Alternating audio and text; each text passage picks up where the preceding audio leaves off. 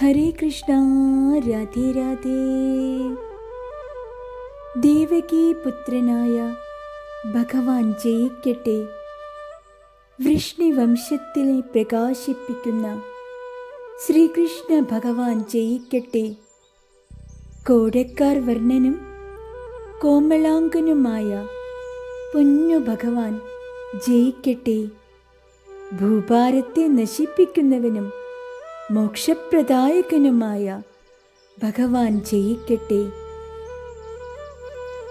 കേരളം ഭരിച്ചിരുന്ന ചേര രാജാക്കന്മാരിൽ പ്രശസ്തനായ കുലശേഖര ആൾവർ ശ്രീകൃഷ്ണ ഭഗവാനിൽ ലയിക്കാനായി ആഗ്രഹിച്ചിരുന്ന ആ മഹത് പുരുഷൻ ഭഗവാനെ സ്മരിച്ചുകൊണ്ട് കണ്ണൻ്റെ പാതാരവിന്ദത്തിൽ ലയിച്ചു ചേരുവാൻ മാത്രമായി കൊട്ടാരം വിട്ടിറങ്ങി.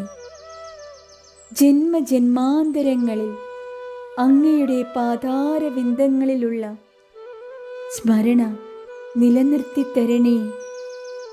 പരമഭക്തിയാൽ ഈ ജന്മം അങ്ങയിൽ ലയിച്ചു തീരണം എന്നും പറഞ്ഞ് ഭഗവാനെ 40 ശ്ലോകങ്ങളാൽ സ്തുതിക്കുന്നു.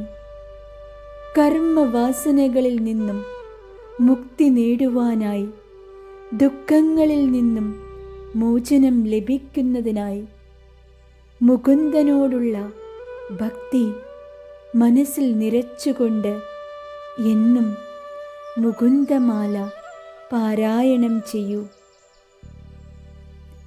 സംസാര ദുഃഖങ്ങളിൽ നിന്നുള്ള മോചനം ഫലം. വിഷ്ണുപാദങ്ങളിലേക്കുള്ള പൂർണ്ണ ലയനത്തിനായി തമിഴ്നാട്ടിലെ ശ്രീരംഗം ക്ഷേത്രത്തിൽ കാലം കഴിച്ച കുലശേഖര ആൾവർ മുകുന്ദമാല കണ്ണനു മാത്രമായി സമർപ്പിച്ചു. ഹരേ കൃഷ്ണ.